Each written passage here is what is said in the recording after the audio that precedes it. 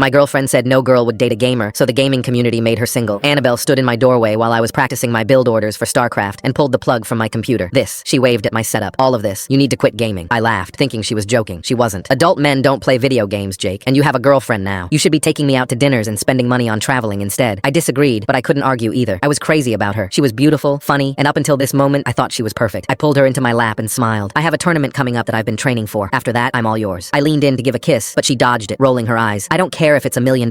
It's pathetic, she said in a cold voice. If you loved me, you'd stop playing. I stared at her dumbfounded. You're not serious, I said. Delete everything or I'm done. You have 24 hours, and trust me, you don't want to choose wrong, she threatened and walked out. I'll compromise, I told her over dinner at the expensive sushi place she loved. 10 to midnight only. 2 hours. After the tournament in 3 weeks, we can talk about me quitting completely. She stabbed at her salmon roll. 2 hours every night is 14 hours a week you're ignoring me. Babe, I said gently. You're literally just scrolling on your phone during that time. Look, I'll take you anywhere you want. More dinners like this, weekend trips, whatever you want. Just give me 2 hours to practice. Her eyes lit up at my offer. Fine, but I'm keeping track. And if you play 1 minute past midnight, we're done. For about a week, she seemed satisfied. I took her to fancy restaurants twice a week, brunches every weekend. That trip to Nepal she'd been hinting about, booked it. Her friend's birthday party where I knew nobody, I was there, making small talk about zodiac signs and things I didn't really care about. I responded to every text within minutes, watched her reality shows without complaint, posted couple photos twice a day, but I felt something shifting. She started making snide comments about my gaming again. She'd spam my phone during practices saying, sorry, I'm not as important as your little game. It was exhausting, but all I could think about was my tournament in 2 weeks. But my girlfriend wasn't planning on making it easy. When Annabelle realized I wouldn't stop my 2-hour gaming sessions, she started involving our family, telling my parents she felt like she was competing with a computer. My own mother pulled me aside to ask if I needed help for my gaming addiction. Then she went public. She posted a thirst trap on Instagram showing her in black lingerie on our bed, with me gaming in the background with a poll in front asking, what would you choose, me or gaming? All her friends trashed me in the comments, and as if it wasn't enough, she became violent, spilling wine on my keyboard, unplugging my router during ranked matches to charge her phone, cutting cables, even deleting save files from my console games when I was working from the office. At a local gaming meetup, I vented to a stream about my tanking rank and missing equipment. Dude, think about it. If you had a friend in this situation, what would you tell them? Run, I said with a tired sigh. So? And that struck me hard. Smash. I woke up to the sound of my keyboard shattering against the wall in my gaming room. I rushed out of bed to find the keyboard split in half, still in Annabelle's hand while she smiled. Whoops, no tournament for you? Now you can spend the day with me? That was all I needed to hear. We're over. Get out, I told her. Her face went from shock to rage. Are you serious? You'll never find a girl like me. Honestly, I hope not. I grabbed my bag and left. At the venue, word got out about what happened. Gamers I'd never met started offering their equipment. One guy from the enemy team even handed me his lucky mouse, patting my back. Hang tight, brother. Another lent me his keyboard. Someone else had an extra headset. And all this reminded me just how much I loved the gaming community. I felt myself getting emotional, fighting back tears as I thanked each person. But as I was setting up for the first match, my now ex-girlfriend infiltrated the crowd and tried to hop onto the stage yelling, you better stop right now or you'll really lose me. Security tried to escort her out, but she kept coming back. But it didn't matter. I was going to win this. I stood there on stage with the trophy and a $25,000 check several hours later, and my ex became a toxic meme in the community.